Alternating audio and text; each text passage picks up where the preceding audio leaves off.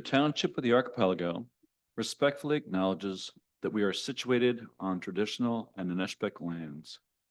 We are grateful for the opportunity to live and work here, and we thank all the generations of people who have cared for these lands and waters for thousands of years. We recognize and deeply appreciate their contributions that have shaped and strengthened this community and country as a whole. This recognition is part of our collective commitment to our ongoing learning and reconciliation in the archipelago community. Before we begin our meeting today, I'd like to remind staff, council members, and the public of the importance of upholding proper decorum in the council chambers, as outlined in the township's procedural bylaw. We ask that all participants act with respect and professionalism throughout the meeting. This includes avoiding interruptions, directing all remarks to the chair, and using a respectful tone in discussions.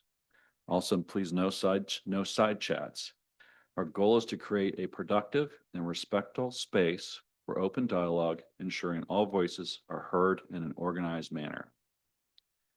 Today, there will be a Committee of Adjustment meeting at 11 a.m. to consider one application. Next up is our approval of the agenda. Now, therefore, be it resolved that the August 15th, 2025 revised council agenda be approved. Can I get a mover and second, please? Moved by Lori, second by Peter. Any discussion? Seeing none, all those in favor? Carried. As the disclosure of pecuniary interest. Seeing none. Next is minutes from the previous council meeting. Now therefore be resolved that the minutes of the regular meeting of council held on July 18th, 2025 be approved. Can I get a mover and a second, please? Moved by Scott, seconded by Dave. Any discussion? Seeing none, all those in favor? Carried. Next is Committee of the Whole. Now therefore be resolved that the minutes of the Committee of the Whole meeting held on July 17th, 2025 be approved. Can I get a mover and a second, please? Moved by Lori, second by Peter. Any discussion? Seeing none, all those in favor? Carried. Next, we have Gordon Lane. Whoa. Come on down. Alana showed you how to use the microphone. You need to set the silver button. I will turn it over to you. Welcome to the Township of the Archipelago Council. And over to you, Gordon. All right, let me practice with the mic. Is this appropriate positioning? Yeah, you can hear me all right? Getting nervous doing this. Next, I'm gonna try to turn this on. Oh, look at that. Okay, I'm ready to go. So thank you, staff and councilors, for giving me the opportunity to give you a brief introduction to the Bemidji Search and Rescue Team. So my name is Gordon Lane. I've lived in Parry Sound since the year 2000, ran a business here, raised my family here, and love this place. And then at around, I think it was maybe 2021 or 2022, I got more involved in the search and rescue team because it just seemed to fit my interests of wanting to be outdoors. The training tends to be mostly outdoors, walking in the woods, which is very pleasant. And also my entire career, I've just been helping people, from as a teenager as a lifeguard through to being a healthcare worker for my career. And now I get to continue doing something where I feel like I'm helping out. And I've been trained in first aid since my lifeguarding years. So I've got 40 years now of first aid training, which I haven't had to use very often, thank goodness. Let's see. So I want to start just by, well, actually, I'll start by saying one of the reasons that I'm here is because this team is actually quite new. So I'm expecting that most of you aren't very familiar with search and rescue teams in Canada, so and what we are. So here we go. The search and rescue infrastructure within Canada is pretty well established. So on this side, I'm introducing the SARVAC, which stands for Search and Rescue Volunteer Association of Canada. And they represent all the search and rescue teams and the provincial organizations across Canada with the federal government. They liaise with the federal government as needed to help with response to national emergencies. And they also give guidance to the provincial organizations and help us find grants where available to fund our teams. OSARVA is our provincial group. That stands for the Ontario Search and Rescue Volunteer Association. And it is a non-for-profit association which guides all the, I think there's six designated regions in Ontario, and each of those has search and rescue teams operating. And OSARVA is responsible for the instruction and certification of what we call the basic searcher status as mandated by OPP. In Ontario, all active search and rescue personnel must be trained and certified annually according to criteria specified by the Ontario Provincial Police. This gives OPP confidence that working with our teams will be effective and efficient. And then finally on the slide, we have Madgetoon. So now we're down to the Parry Sound District is our area, not just the town of Parry Sound, but the entire Parry Sound District from Archipelago in the west all the way up to the town of Callander in the northeast, and south, but not including Muskoka.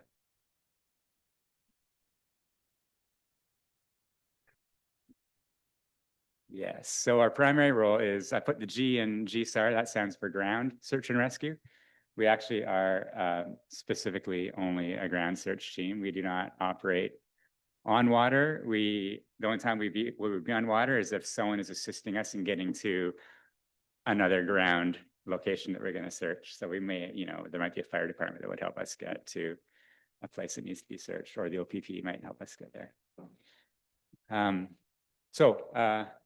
I just have a few slides that are kind of fun. Our standard role is search and rescue, and this is the process, or here's an example of how we're activated. So scenario is Diego goes for a walk. Dora notices at some point that Diego has not returned. So then Dora then calls 911 to report a missing person, and that activates the OPP. The next step is the OPP investigate Dora's report. Now they're going to try to figure out some things. So before we're activated, the OPP is determining things like, well, is there a likely location in which Diego may be found? We're not going to go searching until we have an idea of where to search. The second thing, if the OPP is limited in resources, they could do the search themselves. The OPP are professionals. They have some training in search and rescue. Of course, they have other primary roles. So search and rescue is not their primary thing, but they also have tools. Quite often, they'll just do the search themselves. But if they have limited resources, or if the situation is more dire and that maybe the weather is such that whoever's missing is at risk, in the next 12 hours, we need to find them urgently, which could be any time of year, right? It could be winter, it's really cold. It could be right now, it's really hot. Or maybe the person who's missing is considered more vulnerable. Maybe it's a child, maybe it's someone who has dementia. So they might call us in sooner based on all those things.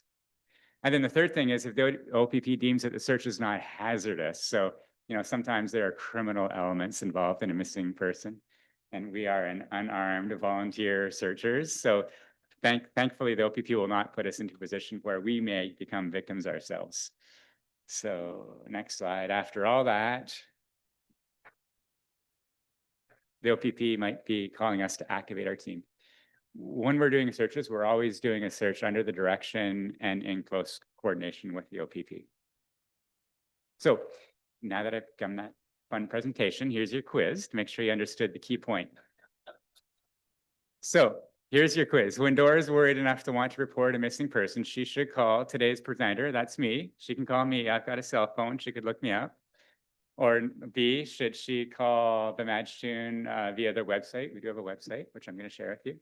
Should she call the OPP or should she call 911? And the answer is 911. Our team can only ever be activated for a search by the OPP, or partially for insurance purposes. When we're activated by the OPP, then our insurance kicks in and we're covered through them and through us. And I mentioned that we have a website. We do have a website now. It's not simply badgetune.com. So if anyone's interested, you can scan my little QR code and that takes you to our website. I also found that it was just for money saving. We used a Google Sites website. So our URL is not simple, but if you just simply type in the Badgetune Search and Rescue in a Google search, you'll have to find our website easily as well. Right. So a little bit of history. There was no search and rescue team in Parry Sound until quite recently. But in our area, there have been teams. So prior to our team being fully active in the 2021-2022 timeframe, there was well, if there was a search in the area, the OPP, of course, are directly responsible for it. And they would be doing those searches, and they would often contact a local fire department if needed for assistance in those searches. And it was actually, you probably know Gord Harrison from Carling. He was one of the founders of the team. And I think the idea was him and a bunch of other people said, gee, search and rescue is really not what our fire departments are primarily designed for. And wouldn't it be better if we had a search and rescue team in our area, as other regions in our area already do. So, and to the northeast of us, we have BASAR, which was established, I don't know exactly when, but before 1995. To the northwest, we have the North Shore Search and Rescue Team based out of Espanola, but covers the North Shore of Georgian Bay and over towards Sudbury. And I don't know how far north they go. And then south of us, we have the Georgian Bay Volunteer Search and Rescue Team, which is based, I want to say they're more in the Midland area. They cover the southern shore of Georgian Bay and east into including Muskoka. On the next slide, I think I am. So yeah, the ideas started back in 2018 is when discussions started about forming our team. There was a bit of a pause during the pandemic, as you might expect. But we got active again in 2021, 2022. We were now incorporated as a not-for-profit. Our name and our logo has been developed after consultation with local First Nations groups. Our logo, which I had at the very beginning slide, I think is lovely. It's got that nice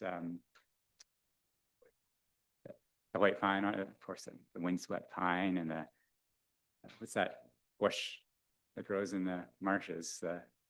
Anyway, the cattail. That's what it is. Yeah, creative, which was created by an artist from Wasauksing First Nation. That logo. We now have during that period of time too. We had our members trained in what they call BSAR, and sometimes it's R1 searchers. BSAR is the program that OPP directs that we use. We now have paid membership in OSARVA and SARVAC, and which gives us insurance, and we have some search equipment has been acquired over the past couple of years. So what have we done so far? There's actually been quite a bit of activity in the past few years, even though we're such a young team. We have already assisted in the OPP in searches, one in the town of Parry Sound, 2 in Carling, and 1 in Sunridge. Just this winter, we were called to respond, but then stood down to a missing person in Magnetawan. That's a situation where the OPP activated us, but of course they had already started investigating and searching. And before we got to the site, they had located the person, which is the best outcome. And we've been put on call a couple of times to help with other teams throughout the province, which is not uncommon. Timmins and Muskoka. These are situations where the search is going on a bit longer. You know, a search might be 30 minutes. They don't need our assistance. But if it goes on for days, those teams are going to need some relief. So they call on other search and rescue teams throughout the province to say, hey, can you guys come and cover us for a 12-hour or work with us as the search goes on for days and days. And then we've even had non-search and rescue related activities that I wanted to share with you, because we actually are more than just a search and rescue team. It stems from the training that the OPP has directed us to do. So our members, our search members, have skills that allow us to get involved in other emergency situations in the province. So this is relatively new in 2024-2025, EMO, which is Emergency Measures Ontario. They're now partnering with OSARVA to use search and rescue assets during emergencies within the province of Ontario, and was implemented already. And our team was involved in helping out with the Aurelia ice storm just this winter or spring. we had members going off to Aurelia for 5 days, starting about 3 days after the storm, primarily doing community wellness checks. And prior to that, there was, I'm sure you remember, a tremendously big snowstorm. I think it was in December this year that put a whack load of snow through McKellar and through into Gravenhurst and maybe beyond that. Gravenhurst was basically buried in snow, and they closed down Highway 11.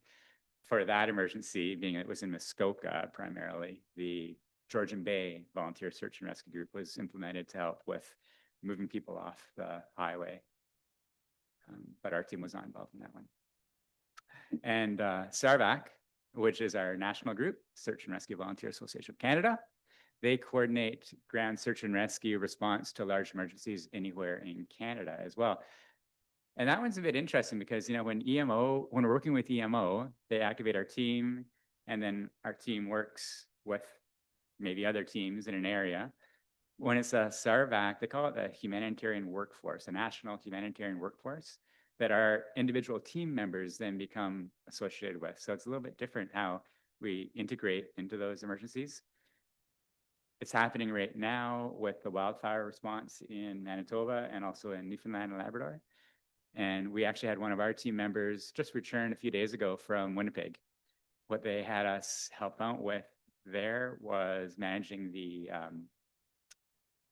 evacuation center within Winnipeg, just managing the logistics of making sure people are comfortable, have what they need, can access resources, et cetera, and safety too, at the evacuation center.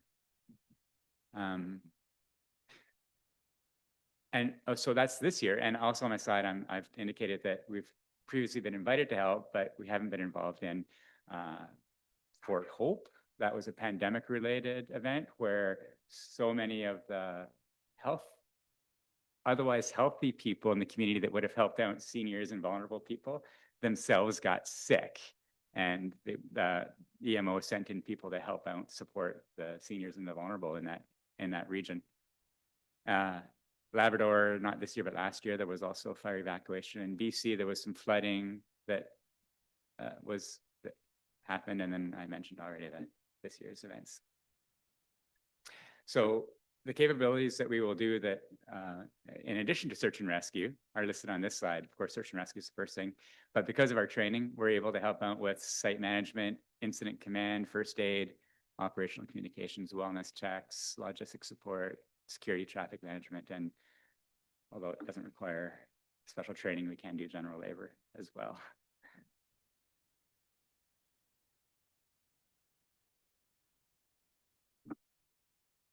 So how are we funded?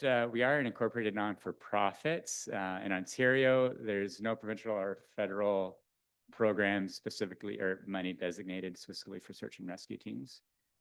Our members do organize and run various fundraising events. We've been doing boot drives, generally twice a year, spring and fall, at local coffee shops. And we've been doing a polar dip. I think we've done that for 3 years now, that we run up in the Carling area near the Carling Community Center at a little pond that's in back there. And we depend on donations and apply for grants as opportunity arises. OSARVA helps with grant money as well. And like they will themselves get grants that they will then distribute to all the various 6 regions in the province. And funding for search and rescue across the country varies dramatically. And I wanted to share this with you because with the events that have been happening just in this past year, you might have heard tidbits in the news about search and rescue teams in Nova Scotia with the 2 Sullivan children that I believe are still missing. And there's news, if you listen to the British Columbia news, there's news reports pretty much weekly of searches that are going on in British Columbia. So let me find my notes on the funding across the province. Or across the country, I'm sorry. Oh, here it is. So in Newfoundland and Labrador, they provide annual grants. In 2021 is the most recent numbers that I was able to access. $200,000 in provincial funding went to the search and rescue teams in Newfoundland and Labrador. Nova Scotia does generally have annual grants that they give to teams to upgrade or replace equipment. New Brunswick is very much like Ontario. The teams depend on municipal support and volunteer fundraising. And then in British Columbia, where the mountains are, and there's lots of big parks, and people seem to go get lost and get in trouble on the cliffs. There are, like, if you're interested, there are dramatic stories of searches all the time going on out there. And there's even a TV series, if you were to go to the Knowledge Network, I think it's just knowledge.ca. It's like TVO, but for British Columbia. They have a series called North Shore Search and Rescue, which is about not the North Shore Search and Rescue team in Ontario, but the North Shore team, which is just, I believe, just north of Vancouver. And they're involving helicopters in their searches all the time, which is very expensive, of course. So in BC, 50% of ground search and rescue costs are covered by the province. So the operating costs, the annual operating costs are covered by the province. The balance comes from municipal or regional grants, fundraisings, and donations. And that amounts to about $6 million annually just for that. And then when the teams are deployed, if they're using fuel, of course, they're burning a lot of fuel for flying a helicopter, 100% of those operational costs get reimbursed by the province as well. Not quite as dramatic here in Ontario.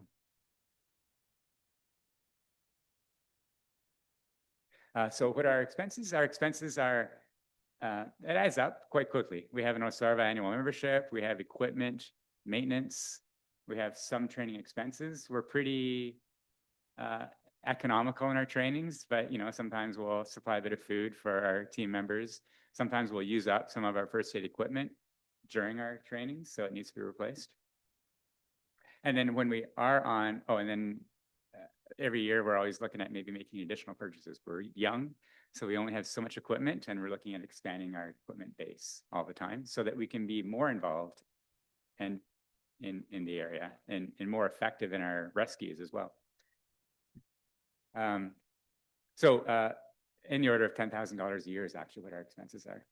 So I share that with you, not because I'm here to ask for money, but don't be surprised if at some point the council might receive a request for funding from the search and rescue team. And there's my logo again, which I think is so lovely, as I said, designed by local Wasauksing member. That's the end of my introduction to our team. So I don't know that it's right to have answers. Thank you, Gordon. But Yeah, I'm here. you can do Q&A. So Darlene, you have your hand up. Hi, I'm really interested. I think it's great work. And I've got just two questions. The expenses are 10,000. What is your annual budget revenue wise? Like funding just enough to cover? Exactly. Yeah. Yeah, that's right. How many volunteers do you actually have? We have in the order of, I think it's about 35 trained active searchers on our team right now. Of course, it fluctuates as people move in and out of the region. And and then we have, in addition to that, another, I want to say 10 to 20 members, which are part of the team, but aren't fully certified as searchers yet. The intention of those members might be to remain as not searchers, but just different types of support. For example, if we're out on a search, we need people who will maybe help us out with bringing some equipment to the site. You don't need to be a searcher to do that.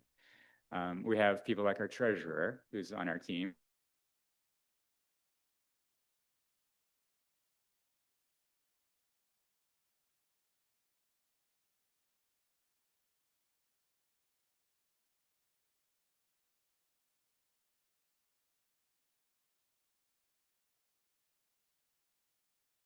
The search coordinator, and we have the main search coordinator. What we will do is we'll determine from the OPP where we're having to go, and it's probably going to be in the Parry Sound District. And then we're going to have a site where we'll try to get our team members to meet to that will be maybe en route and convenient, and a place where we can carpool from.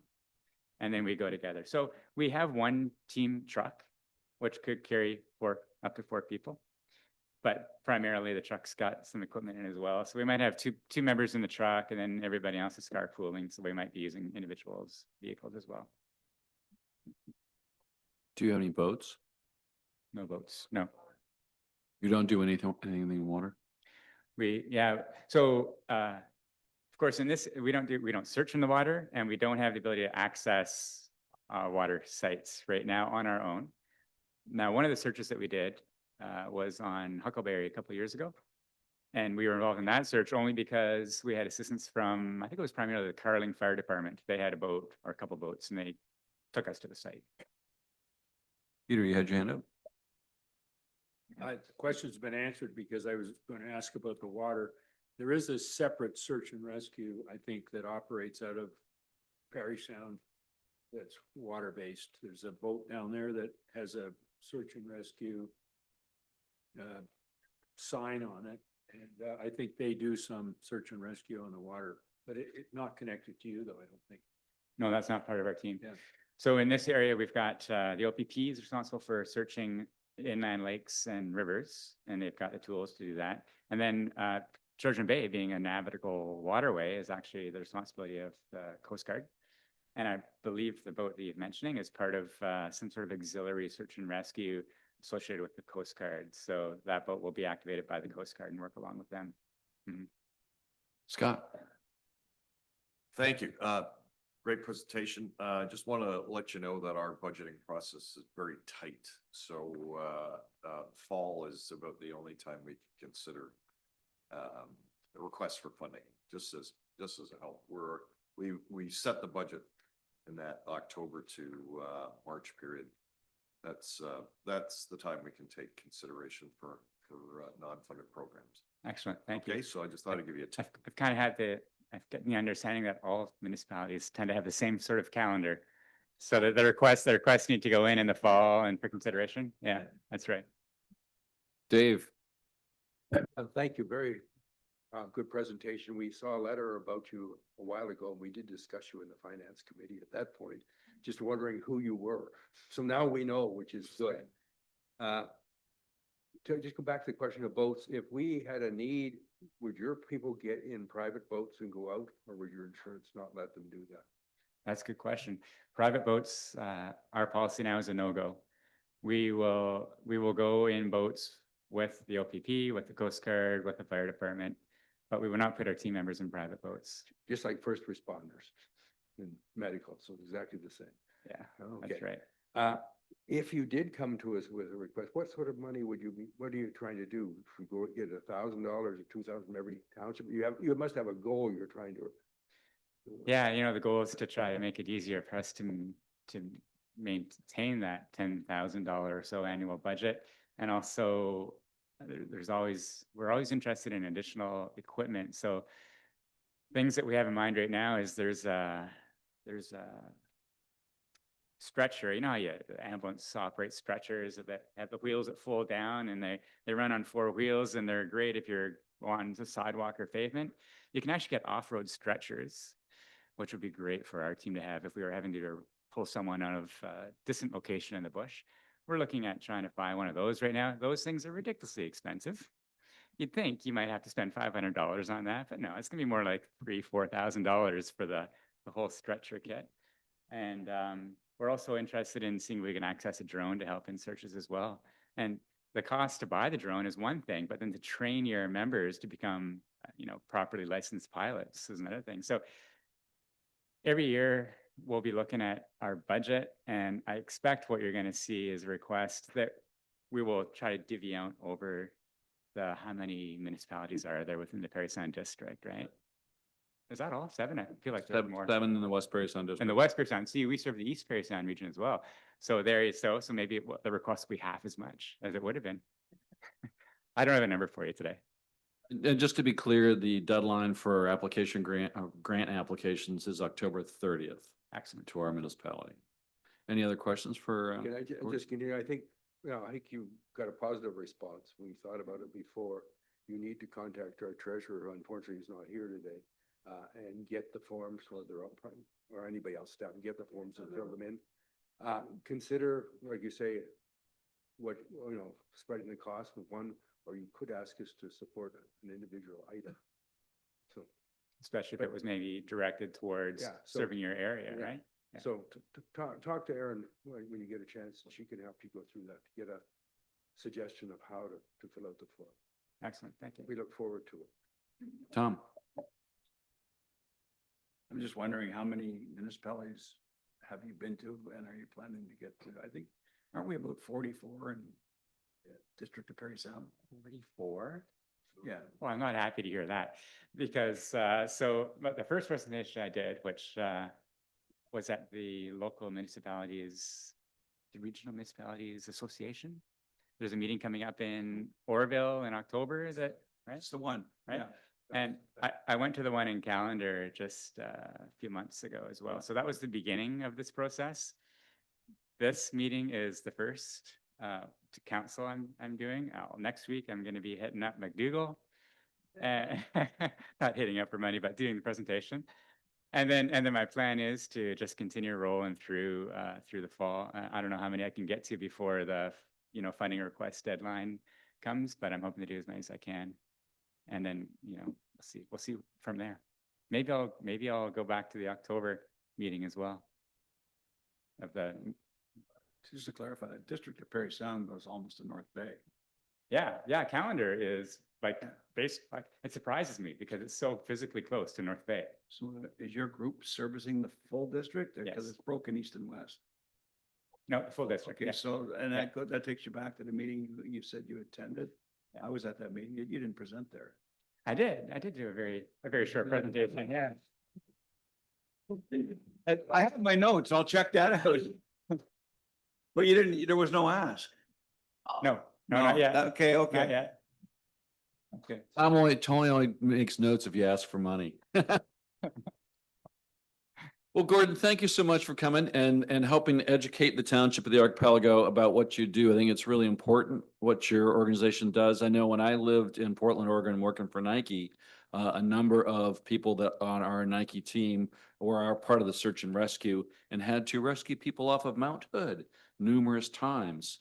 So it was a challenge. I'm surprised actually that that the people that are being searched for are not being asked to help compensate for that effort, as they are in some locations where people go out and do, I won't say stupid things, but less than responsible things and get themselves into a fix and then have a lot of resources to come and pull them out of tragic situations. So, but thank you for what you're doing. I think it's brilliant, and we look forward to hearing from you in the fall. Thanks, Gordon. We're going to take a short break. We'll start around 10 o'clock to have Margaret come and talk to us about the Georgian Bay Geopark. Okay, are we ready to get started again? Thank you. Right now we have a public delegation or deputation from Margaret Hastings. Her presentation is going to be on opposition to the Georgian Bay Geopark. I will turn it over to Margaret. All right, thank you, Reeve Liverance Council and CAO McKinnon for having me here today to talk about why the Township of the Archipelago should oppose the Georgian Bay Geopark. So my background is I'm an adjunct professor at York University's Schulich School of Business, where I teach strategy as well as marketing, and I teach marketing communications. And that's important because the executive director of the Geopark is a retired advertising agency executive. So I understand the strategies behind their communications because I teach it. I've also spent my life on Georgian Bay. I've been a cottager on Perry Island for 26 years, and I served on the board of Georgian Bay Forever for 3.5 years, stepping down in October of 2024. And finally, I have consulting work, and I've worked with economic development departments of municipalities, including writing and executing tourism plans. So I am a perfect storm for the Geopark. So I'm going to address 4 questions and hopefully give you clarity on these. Are they a tourism organization or a conservation organization? Because it seems confusing, and I'm not even going to address their latest incarnation as geospatial planners. I'm going to give clarity on how they're funded, whether or not they have supportive communities, and whether or not they have support of the conservation organizations. So for starters, I actually want you to hear from Tony Pigott. This is a video that he posted to YouTube on November 20th, 2024. And it sounds an awful lot like they're a conservation organization. Hello, I'm Tony Pigott, the Executive Director of Georgian Bay Aspiring Geopark. Our remarkable grassroots team of experts and community leaders is dedicated to creating a UNESCO designation that covers all of Georgian Bay. That includes the Bruce Peninsula, Manitoulin Island, the North Channel, 40,000 square kilometers. This designation isn't just a title. It is a powerful step toward long-term resilience and economic and cultural reconciliation. As we face increasing population pressures and climate change, a UNESCO Global Geopark can provide the framework to preserve our landscapes, our waters, our Mother Earth, and the rich heritage that shapes this amazing region. Our vision includes bringing together all Georgian Bay communities, including our Indigenous partners, and the many exceptional conservation organizations in a shared mission. A mission to inspire and educate, to deepen both scientific and Indigenous knowledge and understanding, and to promote balanced, conservation-focused tourism, as well as sustainable economic development. But we can't do it alone. We need your support to make this vision a reality. Every dollar you give us helps build the foundations for a more resilient Georgian Bay, uniting communities and showcasing and preserving these natural and cultural treasures for future generations. For the Georgian Bay that we all know and love, many thanks. So I sure got preservation, conservation from that piece of communications, but now I'm going to show you a different piece of communications. This is Mr. Pigott presenting to Midland Council. Now, the background of the geopark is there's a 40-acre parcel of land in Midland called Midland Bay Landing, and the property development organization thought, hey, maybe we could put a discovery center on this piece of land and have Georgian Bay be a geopark. So they hired Tony Pigott to do a feasibility study. In 2021, he presents the feasibility study to Midland Council, and I'm going to show you a second council meeting in 2023, and then it's going to be closed off by the mayor of Midland discussing the location of the Discovery Center. About a year ago, Midland Bay Landing Development Corporation presented council with a significant opportunity to stimulate economic development for the whole North Simcoe region by seeking a designation as UNESCO Global Geopark. In a few moments, you'll hear a presentation from Brand Trade, who undertook the feasibility study. And the primary benefit of the UNESCO Geopark designation for the whole of North Simcoe is that it will brand and market the whole region to visitors and investors alike. Georgian Bay and the participating regions could indeed be one of the most significant UNESCO geoparks in the world. It's the fact that there are elements of the Georgian Bay writ large here in North Simcoe that allows this area to pass the test, as it were, as a microcosm of Georgian Bay. The concept of Geopark of Georgian Bay, if Midland, I don't want to say claiming, but we initiating the Georgian Bay Geopark, Georgian Bay is quite large and it goes over Collingwood, Parry Sound, Owen Sound, Killarney, Manitoulin Island. How did those municipalities, would they be able to come into play or collaborate or partner with this opportunity? In time, other areas of Georgian Bay will engage. But North Simcoe has the opportunity to be the first mover and to be I won't say dominant, but the gateway to the UNESCO Geopark and the place that people go to first, being adjacent as you are to 4 million people, et cetera, et cetera.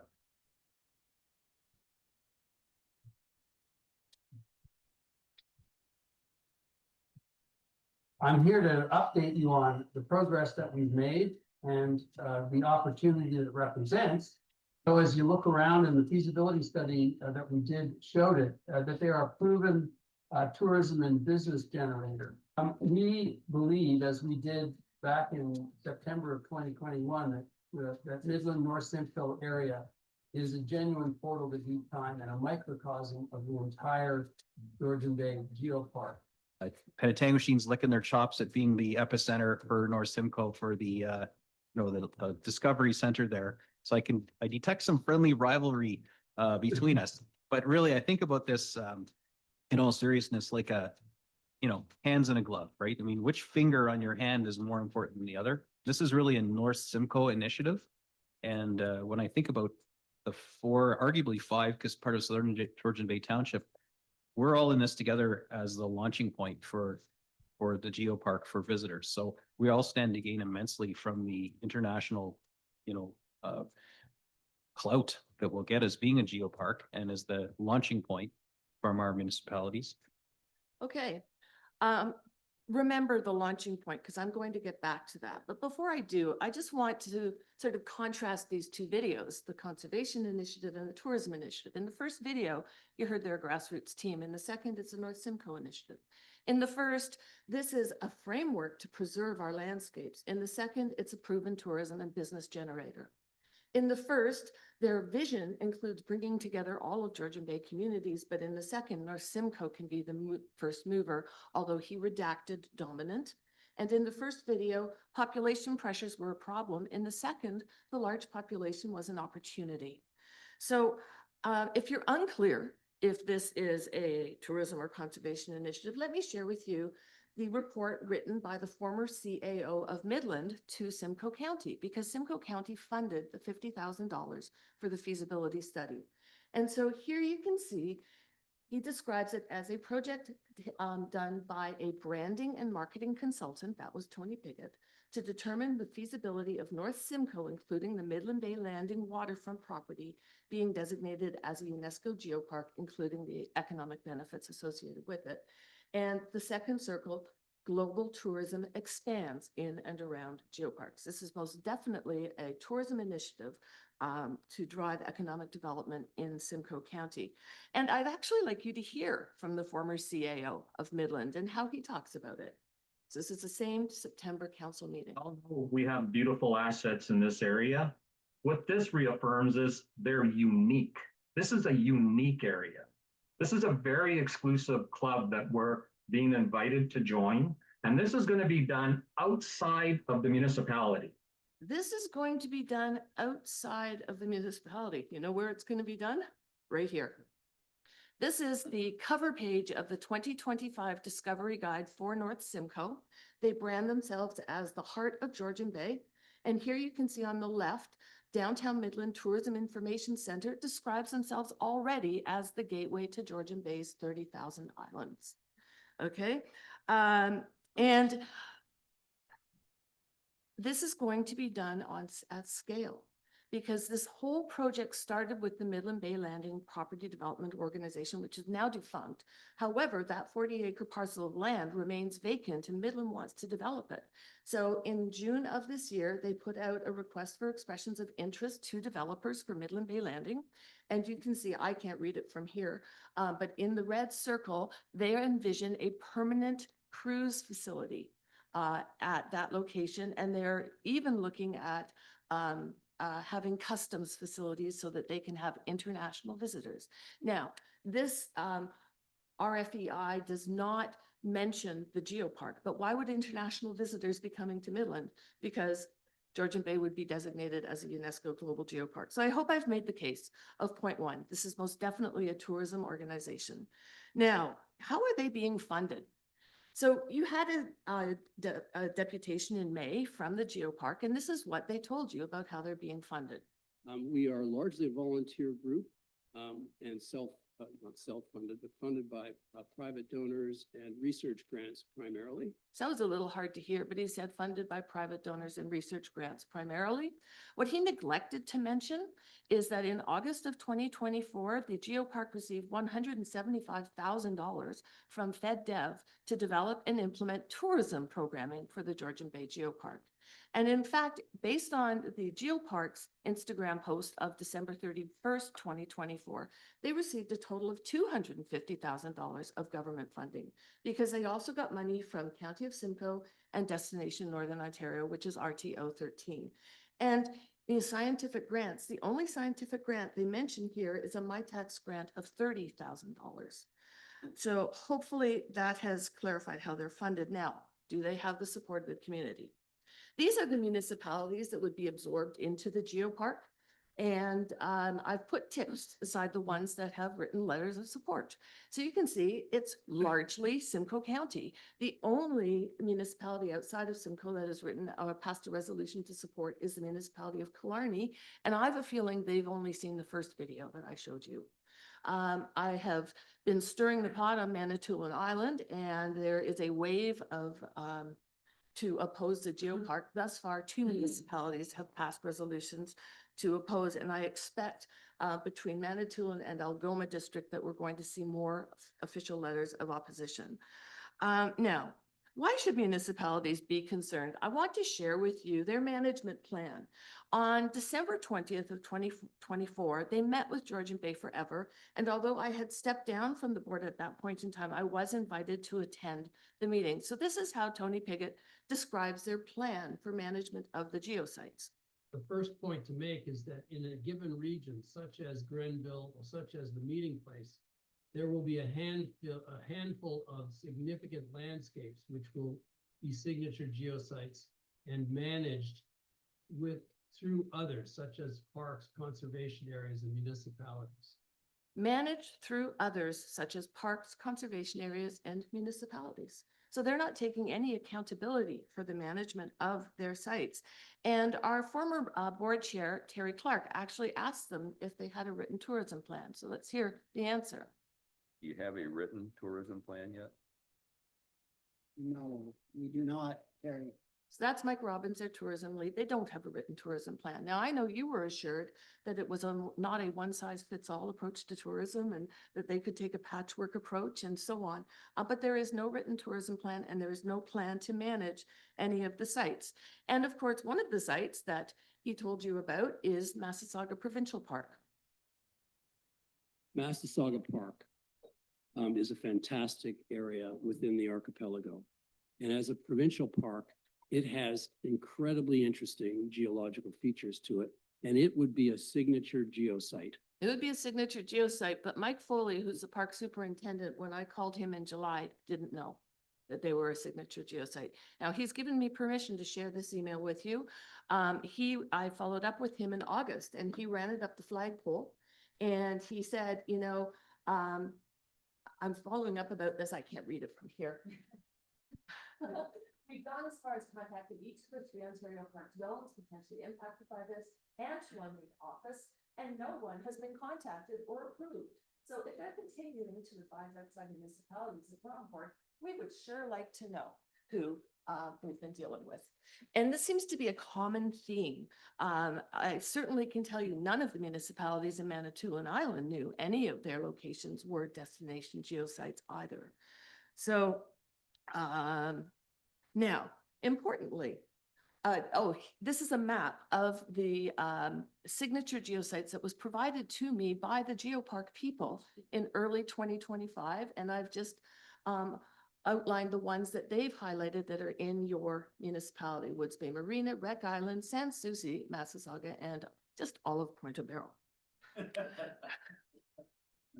So moving on to Indigenous partners, because as you heard, a huge part of their communities or communication strategy is leaning into Indigenous culture. This is what Tony Pigott told you.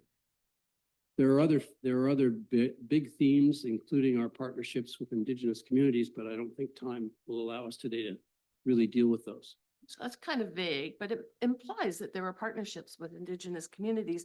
The only thing is I haven't been able to find any. So I did reach out to Wasauksing because my cottage is on their lands. And as of June, they were unaware of the Geopark project. I have since met with Chief Shane, and the Geopark has also met with Wasauksing because Wasauksing sent them a letter. But at this point, they have not written a letter of support for the Geopark. However, the United Chiefs and Councils of Manitoulin Island, which represents 6 First Nations communities on Manitoulin, on July 28th, submitted an official letter of opposition. So we now have 6 First Nations and 2 municipalities formally opposing the Geopark. So I hope I've shown they don't have the support of the community. Last, conservation organizations. This is a letter that the Georgian Bay Biosphere posted on October 26th of 2023, and it's still live on their website, that just says, at this point, they have not formally endorsed the Aspiring Geopark. Georgian Bay Forever has not taken an official position or has not published an official position. However, this is from the July 8th edition of Perry Sound. Georgian Bay Forever Executive Director David Sweetnam described GeoPark's proposal as one monetizing Georgian Bay. So at this point, they are not able to show they have the support of conservation organizations. So my ask of the Township of the Archipelago is that you submit a letter to the Canadian Geopark Network and the Canadian Commission for UNESCO that first of all strongly opposes the geopark, demands that its application be withdrawn, and also demands that no destinations within the Township of the Archipelago be included in any of their communications.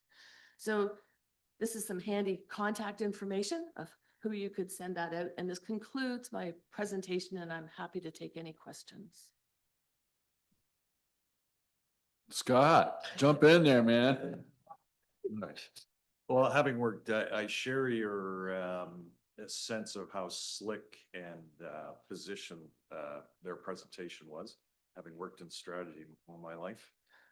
So I share some of the concerns, particularly that, and I'd like to share with you our conversation when the Geopark came to present to us. That we made it very clear as council, the township, we're not interested in the kind of economic development that perhaps the municipalities to the south may be. That in fact, the basis for our economy is natural state, not to develop it. So the response to that was, Mr. Piggott said, yes, but we'll bring the right kind of visitor. Now, I didn't understand, they didn't really have any data how many rock hounds are out there around the world who are interested in natural state and income. However, my great respect for Professor Nick Isles, who's led several geological reviews with our residents. And so my discussions with Chief Adam Powish and Elder Marilyn Capriel on this, because Elder Capriel reached out to me to raise concerns during the presentation, is that I think there's common ground that the world is littered with ecotourism initiatives that have in effect destroyed the very thing that people had come to actually see. So we have to be very, very, very careful on this. My concern, I think, is noted in your presentation. I just want to confirm it's drawing financial resources away from all NGOs that are already actively and for decades have been supporting Georgian Bay. So my position to share with council is that I'm very disturbed with the notion that we're going to have this enormous geopark and an infrastructure that can't support their view of hundreds of tourists and thousands of tourists coming into our area. I was going to say already our First Nations, Shawnee First Nations, are concerned because valuable artifacts, some of the rock features have been taken away already and have been taken out of area. They're very concerned about preservation. I will not speak for Shawnee First Nation. I just wanted to share my conversation with Chief Powish and Elder Capriel. That's a great concern to them. Artifacts of their culture being removed. And well, and I wasn't really able to talk a lot about their communication strategy of two-eyed seeing that I know was shared with you. So they want to put Western science against Indigenous traditional wisdom. And I struggle with the sensitivity of this group, thinking they can be the voice of the Anishinaabe to the world. It's a whole other level. And I think it will cause more people looking to secure artifacts. Peter. Yeah, when I first heard about this, I was pretty disturbed. I've also experienced Nick Isles' rock walks, which are really interesting. But I hate to see hordes of ecotourisms spread out across our very fragile outer islands as an example. My experience with this is very direct. Back in, I can't even remember the year, when the Massasauga Park was being contemplated, Ontario wanted to make it a full-service park. They wanted to have it like the Southern Ontario parks, where they had roads and kiosks and all that sort of stuff. And we formed a group led by some of the people from Blackstone Lake and others in the Georgian Bay, opposed that process. And what we were able to convince the government at the time was, you can't have that kind of a full-service park in that part of Georgian Bay. It needs to be left as close to natural as it could possibly be, which is originally was called the Massasauga Wildlands Park, because it was meant to be left that way. And access to it was going to be mainly by water, by canoe, by sailboats, so other boats were able to moor and park in different spots. There were a couple of trails on it, but the whole point of it was we wanted to make sure that it was left in as natural a state as possible. And that is the principle that we've been following in this township since it was created in 1980. And I would just hate to see anything like this, which is essentially driven by money, quite frankly. Economic development is something that we're very wary of in this area, and this would be I think, a tremendous mistake to be supported. Just as another point, we asked, I think, Reeve asked at our local cottage association how many people would support the geopark or oppose it, and there was 100% opposition to it. And I think that was also, probably the response in some of the other down in San Souci, I think. And anyway, the point is, I think the opposition from it is pretty firm in this area. So that was my comment. Thank you very much. Yes.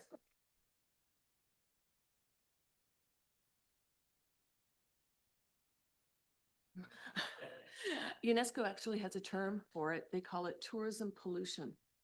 And certainly on the Bruce Peninsula, Flower Pot Island is facing terrible over tourism and tourism pollution, including defacing of the flower pots and human waste alongside the trails. So certainly stuff, and that's from one of their reports. You can find it online. You can also find it on my website. Earl. Yeah, thank you very much. I very much appreciate the presentation, and like Councillor Sheard, had a rather jaundiced eye when I listened to the presentation last time, because it was too good to be true almost in what was said. I think we have to keep in mind a couple of things that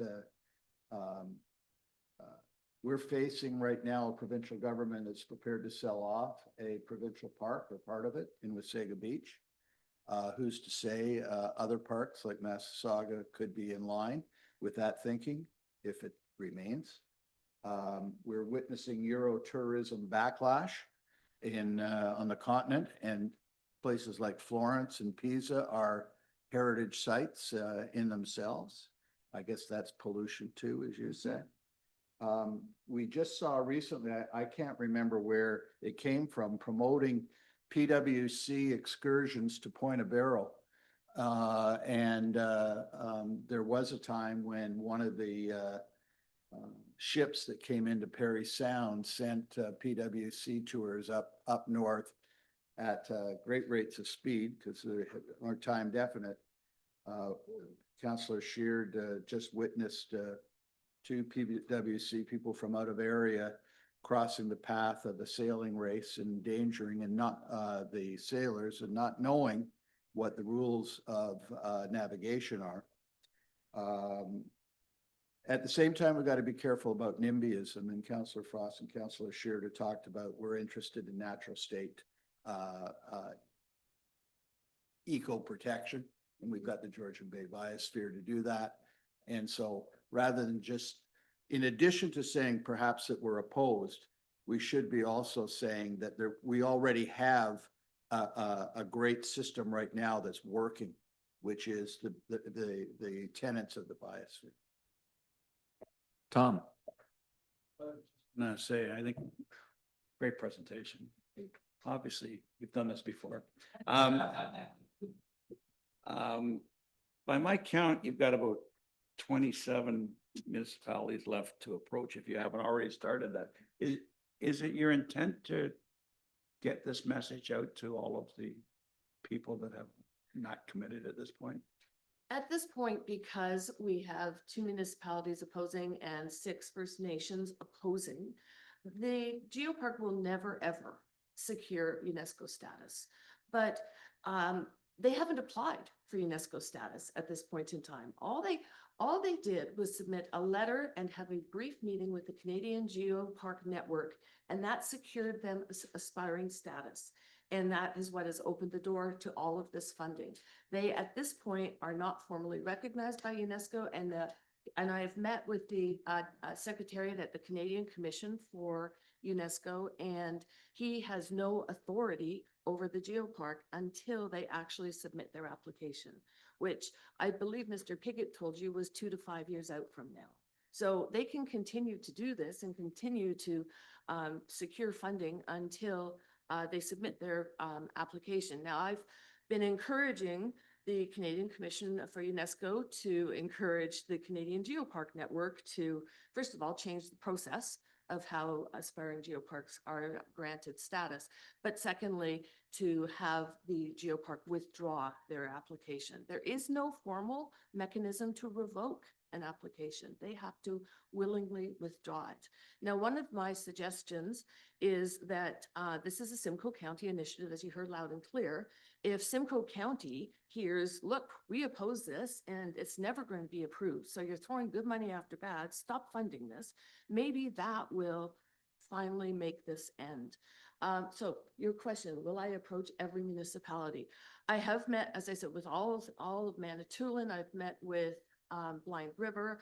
I've met with a counselor for North Shore who is putting forward a motion to oppose. I've done a deputation to Carling, but I haven't done every single municipality at this point in time. I go back to school in September.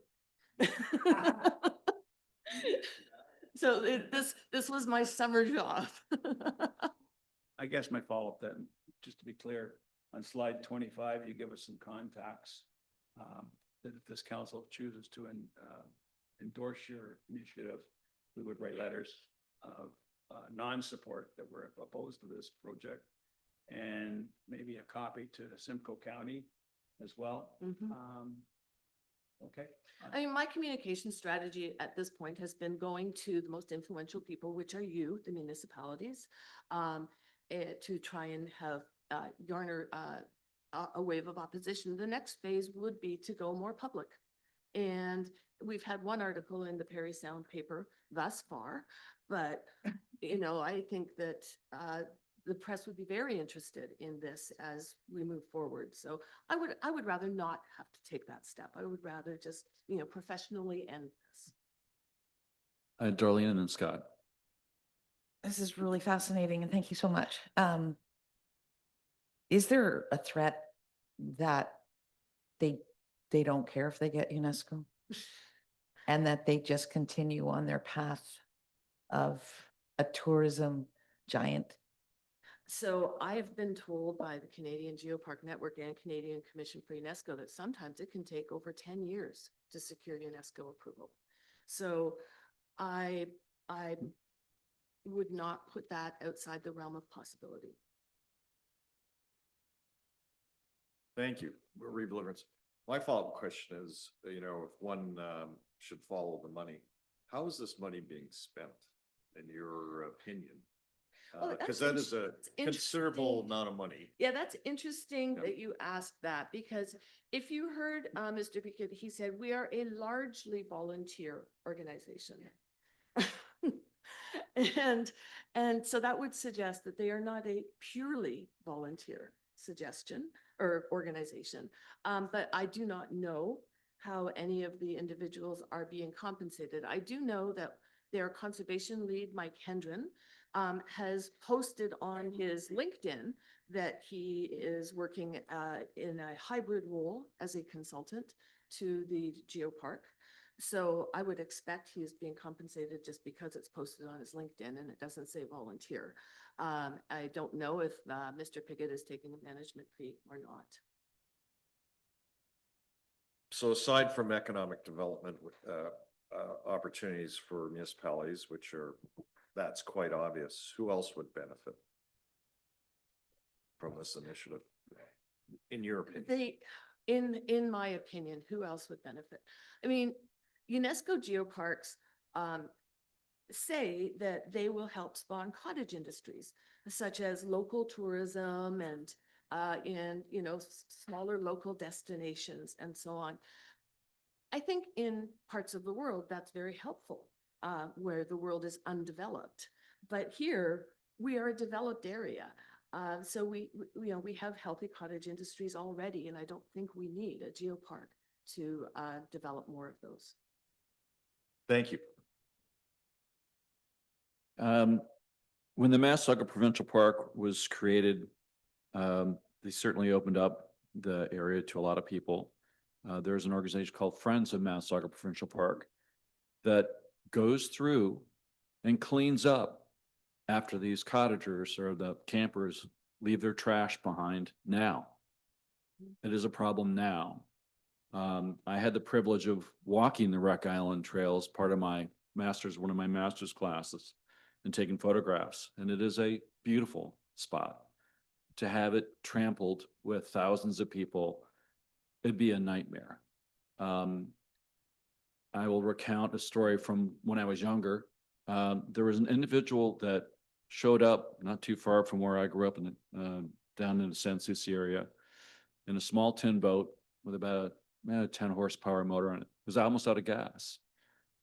And I'm like going, where are you trying to go? He says, I'm trying to go to Kilbar Park. And I said, well, do you have any charts? He's like, well, he had me a Xerox copy of a chart that had been given to him. He had no idea where he was.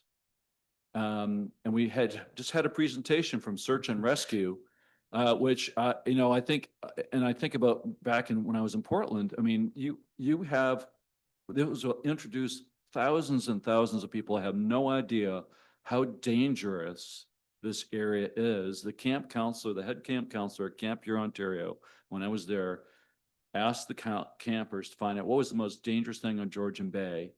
And we all came back, rattlesnakes and mushrooms. And he held up his glassware and said, this is the most dangerous thing on Georgian Bay. And people that aren't from this area don't get it. People drown in Georgian Bay every year.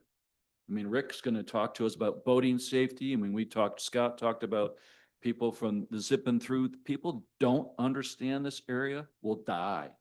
It's not just about tourism. They will die in this area if they don't respect and understand this area. So from my perspective, you have my 100% support that I do not support a geopark. Like Tom and some of the others have said, our focus has been on our strategy is protecting and preserving this area. We are already members or support the Georgian Bay Biosphere as part of that strategy. Having thousands or millions of people come to this area is not what our residents want. Like Peter said, cottage associations I've been to, not a single soul, none, have been in support of this initiative. They see disaster written all over this proposal. So anyway, thank you very much for your presentation. We will take the information you've given us. I think you can anticipate a resolution coming forward from this council next month with some substantive content in opposition to the geopark. Well, thank you very, very much. I really appreciate you all taking the time and to support. You're welcome. Thank you, Margaret. I was much younger, I'd sign up for her course. Where are you teaching now? I teach at Schulich School of Business, York University. Oh, you work. Well, I'm going to the Savannah College of Art and Design, working on my master's in fine arts. There you go. Oh, very neat. Very good. Okay, thank you all very much. Thank you. Just don't want the critique in my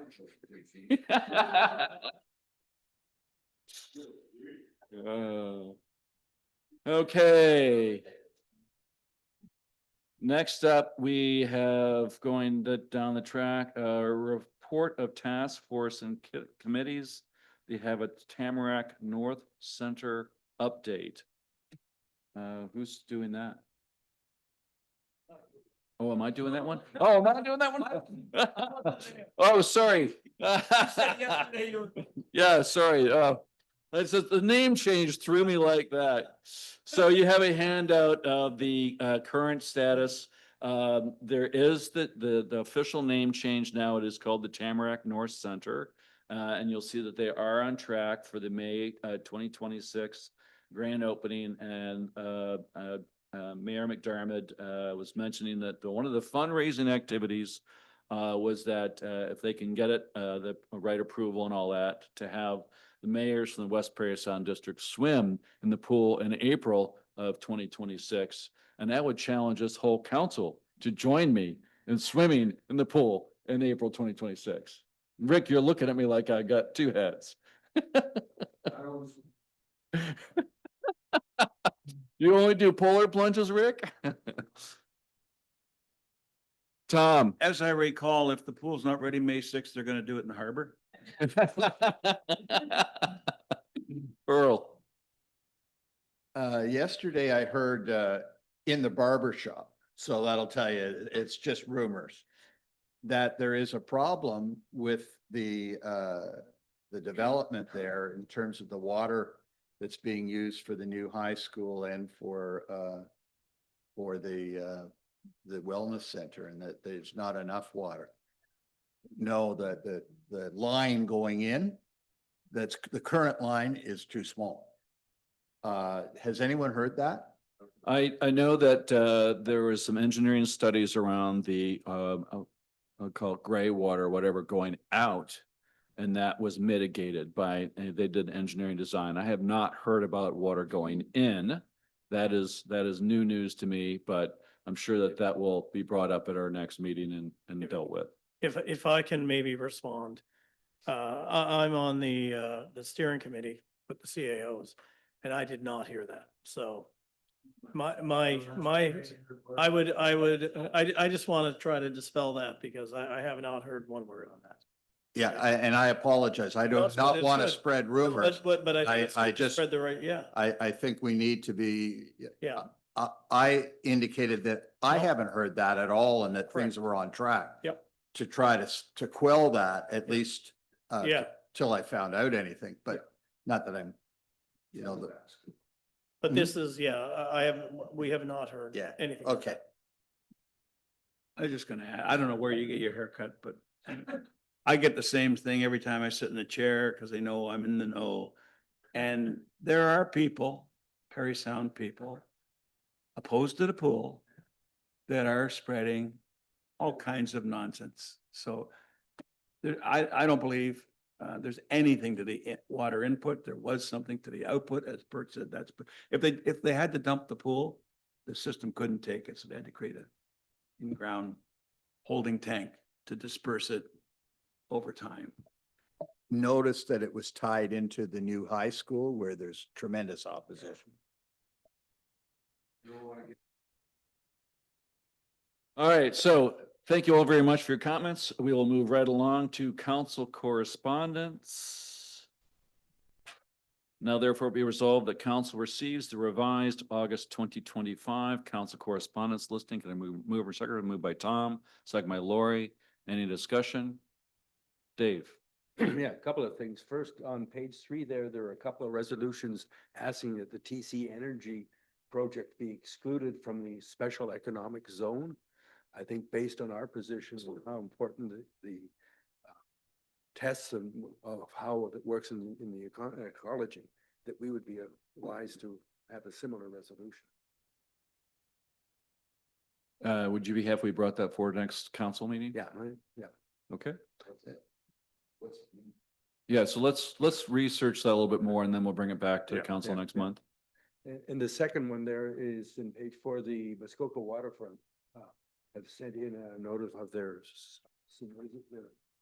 summit meeting in October the 3rd. I assume that Dan will want to attend, so we need to make sure we get approval for that prior to that, and anybody else would want to attend it too.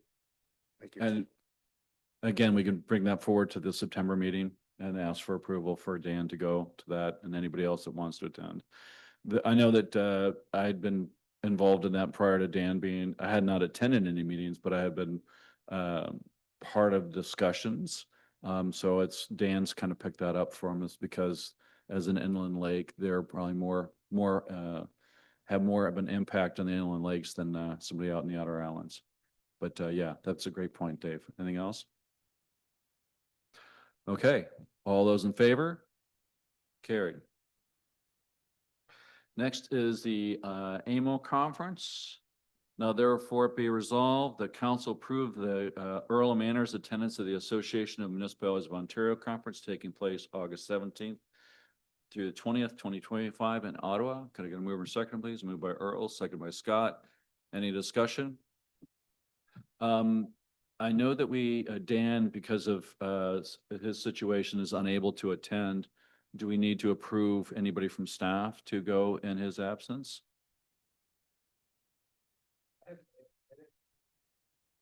So no one from staff has the ability or bandwidth to go? Okay, so I guess we'll just forfeit that seat. Okay. All those in favor? Carried. Next is the application for noise control bylaw exemption, 323 Healy Lake Road.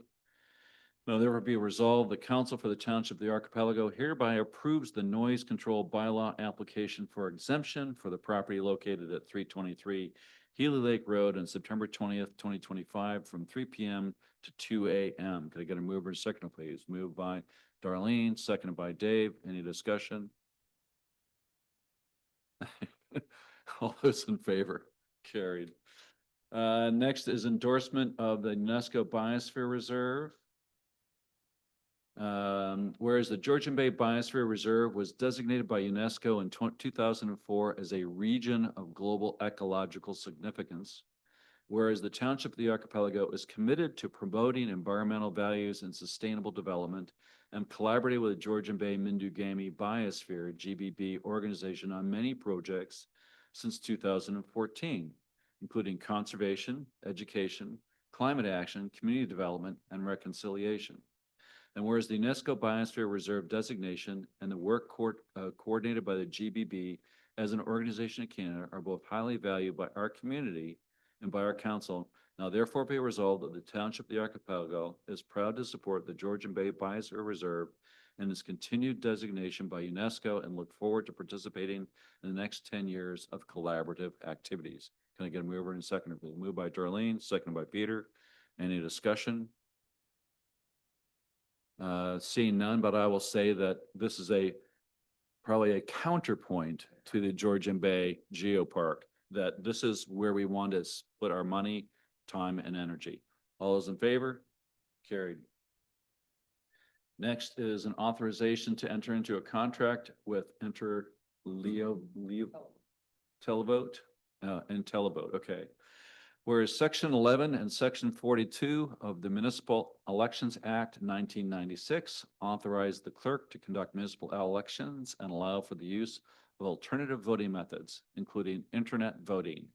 And whereas internet voting improves accessibility, convenience, efficiency, and security, and has been successfully implemented by the Township of the Archipelago since 2006, using IntelliVote Systems, Inc. And whereas IntelliVote System, Inc. is a trusted provider with a proven track record of delivering reliable election services for the township and other area municipalities. And whereas early authorization is needed to allow sufficient time for vendor procurement and election planning. Now therefore be resolved that council authorizes the clerk to single source the provision of internet voting services to IntelliVote Systems, Inc. and enter into an agreement for the 2026 municipal election up to $20,000 in collaboration with the West Prairie Sound Group purchasing arrangement. Can I get a mover and seconder, please? Moved by Dave, second by Scott. Any discussion? Seeing none. All those in favor? Carried. Next is the District of Prairie Sound Municipal Association Fall Meeting. Now, there be a resolve that the following council members are approved to attend the District of Perry Sound Municipal Association 2025 Fall Conference on September 26, 2025. Councilor Sheard and Councilor Manners. And I got a mover and second, please. Moved by Lori, second by Tom. Any discussion? Seeing none. All those in favor? Carried. Next is the 2026 council meeting schedule. Now therefore be resolved, the council hereby approves the 2026 council meeting schedule. Can I get a mover and seconder, please? Moved by Tom, second by Darlene. Any discussion? Seeing none. All those in favor? Carried. Next is the proposed remote management pilot for waste depots in Georgian Bay Township. Now therefore be it resolved that council for the Township of the Archipelago supports the Township of Georgian Bay's resolution dated August 11th, 2025, requesting that the District of Muskoka pursue pilot research and development environmental compliance approval, ECA certificates for the 12 Mile Bay Road Depot, and further be it resolved that if the pilot project is deemed infeasible by the District of Muskoka, that the 12 Mile Bay Road Depot remain open as a supervised site with limited hours of operation. And finally, be it resolved that this resolution be sent to Perry Sound Muskoka MPP Graydon Smith, the Minister of the Environment, Conservation and Parks, Todd J. McCarthy, and the District of Muskoka. And I see another and here, but I can't see who it's going to. Is that, I would assume it would be to Georgian Bay Township and Georgian Bay Township. Can I get a mover and second, please? Moved by Dave, second by Darlene. Any discussion? Seeing none. All those in favor? Carried. Next is a request for support for laning highway from Perry Sound to Sudbury. Whereas the 4-laning of Highway 69 is critical to improving transportation safety, efficiency, and economic development in our region. And whereas the construction process has the potential to impact traffic flow, local businesses, and community accessibility.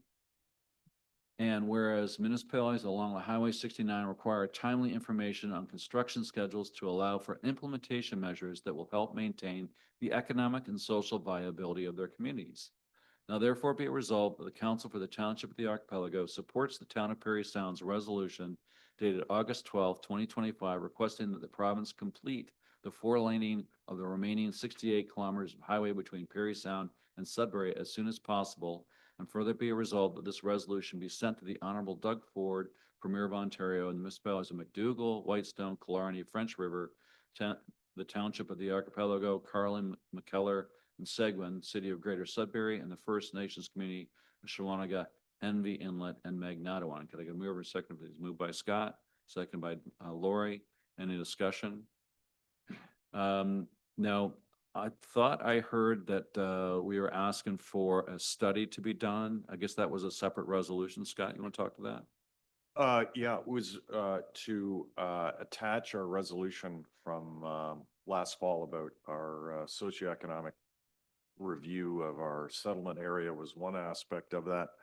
And but I believe Mr. Badger is in contact with MTO on a regular basis about the other highway projects from where Highway 400 meets 69 all the way up to Shawanaga Bridge and then well into Point of Barrel Village.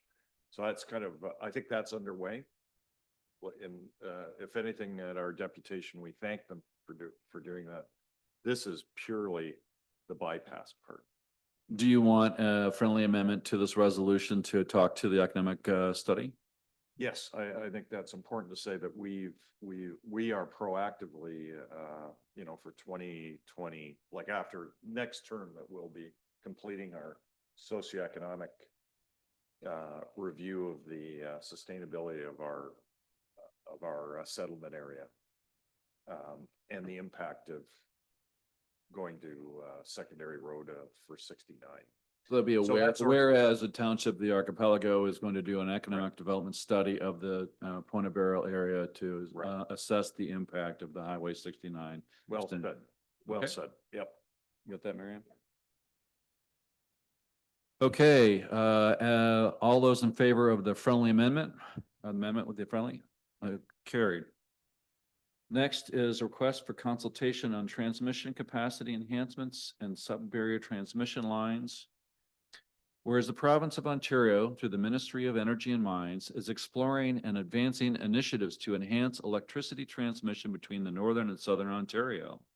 And whereas the township of the archipelago is located within an ecologically sensitive and culturally significant region and is directly impacted by decisions related to electricity transmission infrastructure.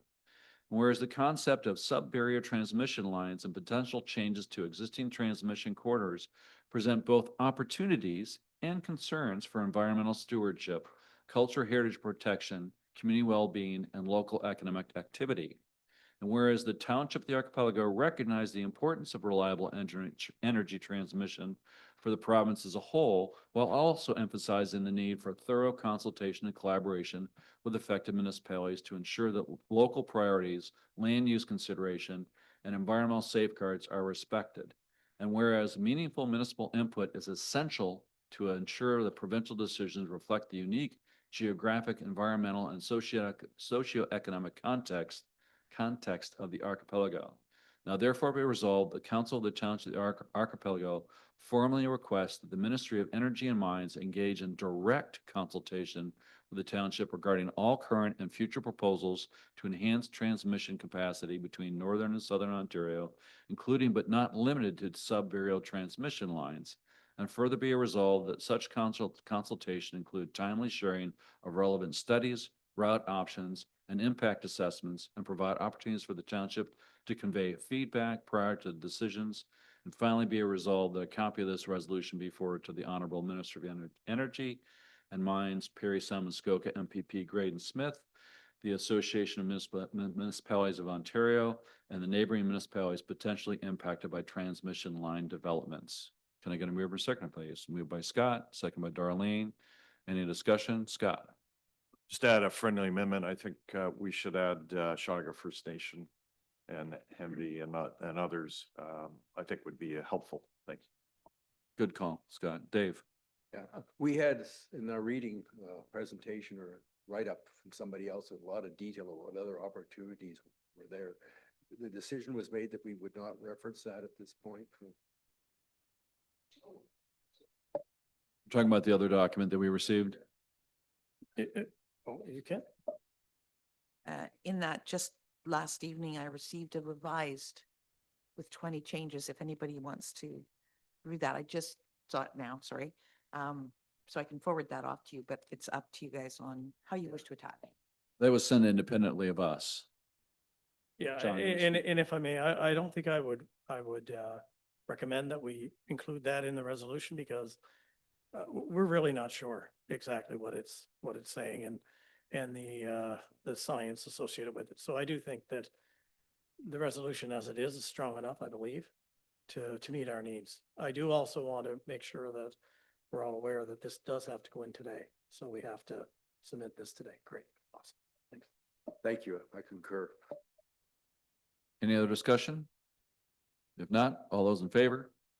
Carried. And then that will go today. Next is bylaws.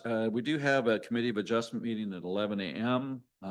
Give us a little bit of time here. Question time. Dave. Yeah, everybody in council got a request or an invitation to a tour of Ward 4 from a business group down in the Woods Bay area. They have bought a small marina there and they are developing a business plan to grow that. They do not want to influence council at all this time. They're just trying to give you an opportunity to better understand what the southern part of Ward 4 is like. It's not just a tour for council. They've invited a number of other people, including other cottage associations. They've even invited the manager of the marina they'll be competing with to join them in the tour. I'm going to attend that. Scott's going to try to attend it, and John is going to attend. And I'm just wondering if anybody else from council is planning to attend. It's on the 23rd, Saturday the 23rd. It's out there. I mean, if anybody is interested, just maybe reach out to Dave. So next is notice of motion. We have none, but we do have motions which have been previously, sorry. You were too busy talking to Alice. Sorry, Rick. All right, Rick, what would you like to talk to about question time? You gotta turn your mic on though. Or too fast. I just wanted to take a moment, probably most of you have heard that one of the waste sites in Ward 4 was significantly compromised by ignorant people who left 27 feet of dock covered in garbage at the waste site. Which one? Devil's Elbow, yeah. And I just wanted to tell all of you that Josh and his incredible team have discovered the people involved, including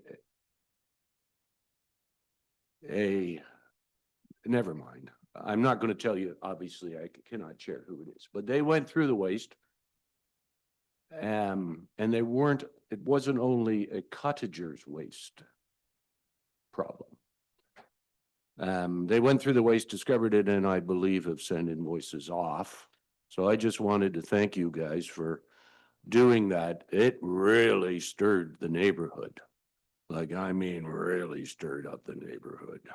So, I have delicately, without disclosing anything, tried to, tell them all that this shall not happen. Thank you very much, Josh.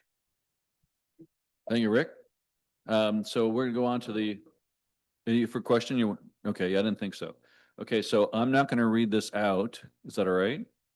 Earl, you want to speak to the notice that was previously given? I think it's on the floor automatically because it was moved and seconded.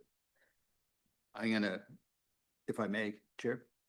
I'm gonna move the following resolution. Be it resolved that the motion be postponed to a time following any updates regarding the status of the application related to its divided island in Ward 3, Township of the Archipelago, based upon the advice and recommendations of legal counsel and staff.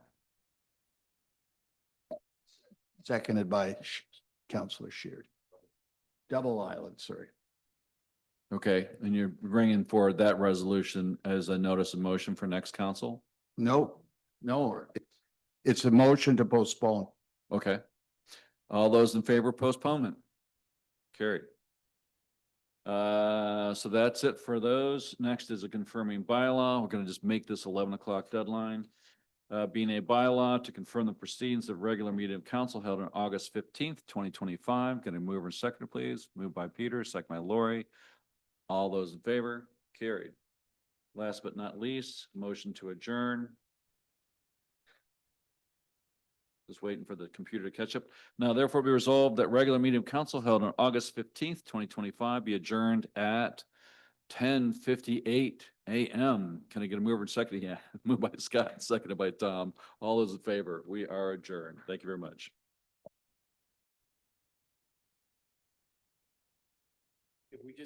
If we just wait a moment, we wouldn't.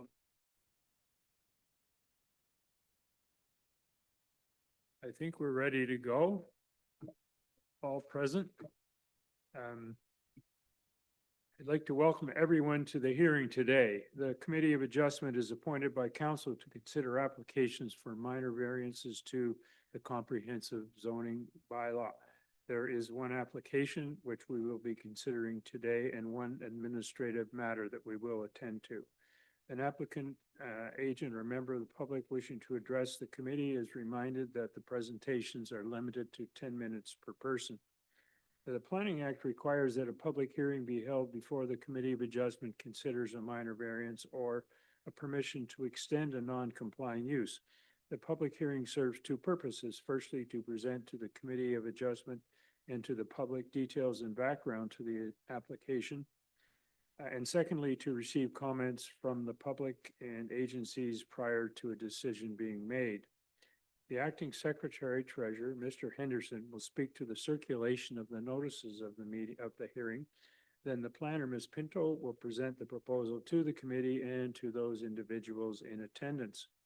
But before we get to today's hearing, there is a regular business that we need to attend to. First is approval of the agenda. Now, therefore, be it resolved that the agenda for the August 15th, 2025 Committee of Adjustment hearing be approved. May I have a mover and seconder? Moved by Laurie, seconded by Tom. All those in favor? Carried. Disclosure of conflict of interest. Does anyone have a conflict of interest with respect to any matter being discussed today? I see none. Adoption of minutes is the next matter we need to attend to. Now therefore be it resolved that the minutes of the Committee of Adjustment hearing held on June the 20th, 2025 be approved as circulated. May I have a mover and seconder? Moved by Tom, seconded by Laurie. All those in favor? Carried. We don't have any delegations today. We do have, of course, the public hearing. During this meeting, information with respect to the notices of a public hearing, as well as a summary of each proposal, of which there's only one today, will be shared with the committee and with those individuals in attendance. Ms. Pinto, once Ms. Pinto has made her presentation, the applicants and or agents will be provided an opportunity to make a presentation.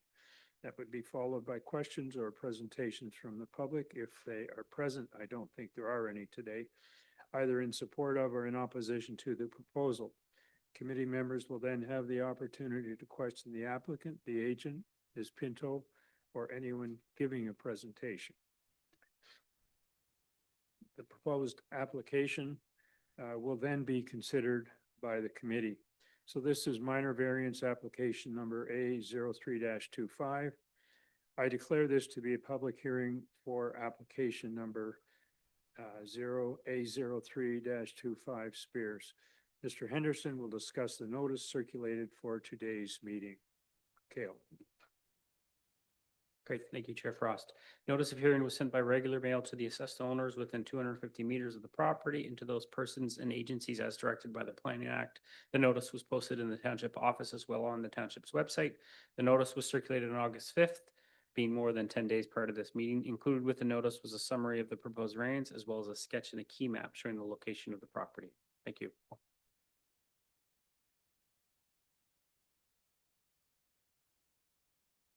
Sorry, thank you. Ms. Pinto will summarize the proposed variance and inform the committee of any correspondence which has been received regarding the application. Ms. Pinto. Thank you, Chair Frost. Despite my typo, it's actually minor variance A03-25, and we have the owner, Mr. Travis Spears, in attendance today. The subject property, 165 South Shore Road, is located within the Point of Barrow Station neighborhood. The subject property contains a recently constructed main dwelling, and the applicant is proposing to construct a detached garage having a size of approximately 80.3 meters squared, and they are seeking relief for the minimum required rear yard setback. The subject property is zoned general residential. So in the general residential zoning, the minimum required rear yard setback is 6 meters or 19.7 feet. The proposed garage will be located 1 meter from the rear lot line, requiring a variance of 5 meters or 16.4 feet. So here we have a location map showing the subject property is highlighted in red. Again, it is located in the Point of Barrow Station neighborhood, has frontage on South Shore Road, which is a municipally maintained year-round road. This is an aerial image of the property. As stated, the dwelling is recently constructed, so this aerial image doesn't show the dwelling. The property has a lot area of 0.39 hectares and a frontage of 116 meters. While it has a large frontage, the lot is narrow and doesn't have much depth. And this is a site plan. So here we have the house located on the property. The driveway comes up from the north of the property, and the applicant is proposing to construct a garage in this location. So due to the location of the garage, and there's rock found throughout, this is the location the applicant is proposing. It would be hard to meet the 6 meter setback due to the rocks found throughout the property in that driveway location. So they're requesting a variance of 1 meter from the rear lot line. So staff did a site visit in the summer of this year. This is an image of the house. Here we have an image of the driveway as it goes down towards South Shore Road. This is an image taken from the road showing the properties. You can see it's heavily vegetated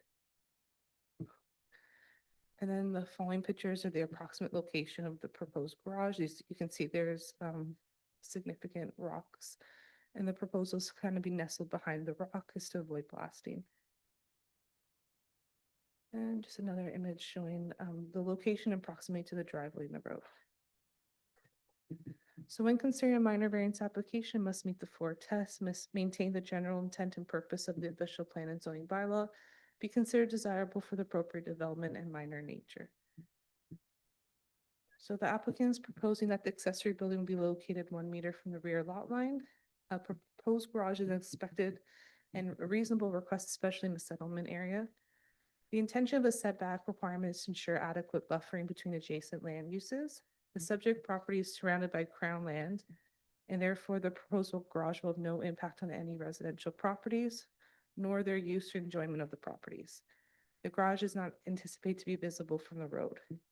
There's also a large rock that prevents the garage from being located 6 meters from the rear lot line without blasting, and the rock will also provide a natural barrier between the garage and the road. The garage is anticipated to blend into the existing vegetation on the property. We have not received any correspondence. It is staff's opinion that the application appears to meet the four tests, and we are recommending approval. Thank you, Chair Frost. Thank you, Ms. Pinto. At this point, does the applicant have a presentation he wishes to make? Thank you. Are there any questions or comments from members of the committee? Tom? As I said yesterday, I'm familiar with the property. I have to drive by it every day to get out of my property and to get home at night, so at least twice a day. It's your assessment of the property and the photos do it justice, and I concur and support the recommendations of staff. Thank you, Tom. Are there any other comments from Bert? More of a question though. I see when I'm looking at the GIS map that the lot 165 is directly adjacent to lot, looks like 162. 162 looks like is right on South Shore Road. Is there, does this require an easement to go through that lot to get to their lot? Or is it directly on, because according to the GIS map that I'm looking at, as you can see, it looks like it's got a portion of that that's encroaches on the other lot. So I just wonder if it is directly on South Shore Road or if it has to go to the next lot or how that works. Through you, Chair Frost, the property has direct access onto South Shore Road and no other easements or requirements, access requirements are needed to access the garage. And the site plan did show the garage is entirely on their own property. Okay, thank you. Are there any other comments from members? Yeah, in that, Ms. Pinto, or as a result of the proceedings, are there any recommendations or comments that you wish to bring to the attention of the committee? Thank you, Chair Frost. Staff are recommending approval of the application. Thank you. So at this point, the committee will vote on the resolution as follows. Now therefore be it resolved, application number A 03-25 to grant a variation, excuse me, a variance from section 8.1.3 G to permit the construction of an 80.3 meter squared, 864 foot square garage on this 0.39 hectare, 0.96 acres be approved, subject to: 1, building permits for these works be secured within 2 years from the date of the decision, and development of the property shall proceed in substantial compliance with the plans and drawings which have been submitted with the application. May I have a mover and seconder? Moved by Tom, seconded by Lori. All those in favor? Carried. So the application is approved, and please be advised that there is a 20-day appeal period from the date of the decision where only the applicant, the minister, or a specified person or public body that has an interest in the matter may appeal a minor variance to the Ontario Land Tribunal. So thanks for attending, and those associated with the meeting can now leave if they want. We have no correspondence. We have no correspondence, unfinished business administration. We do have an administrative issue we need to deal with. Now therefore be it resolved that pursuant to section 448 of the Planning Act, RSO 1990 CP.13 as amended, Cale Henderson be appointed as secretary, treasurer of for the township of Archipelago, and Maria Pinto can carry out the duties as secretary in his absence. Can I have a mover and seconder for that? Moved by Bert, seconded by Alice. All those in favor? Carried. Adjournment, the Committee of Adjustment hearing of August the 15th, 2025 hereby adjourns at 11:15 a.m. Thanks, everyone.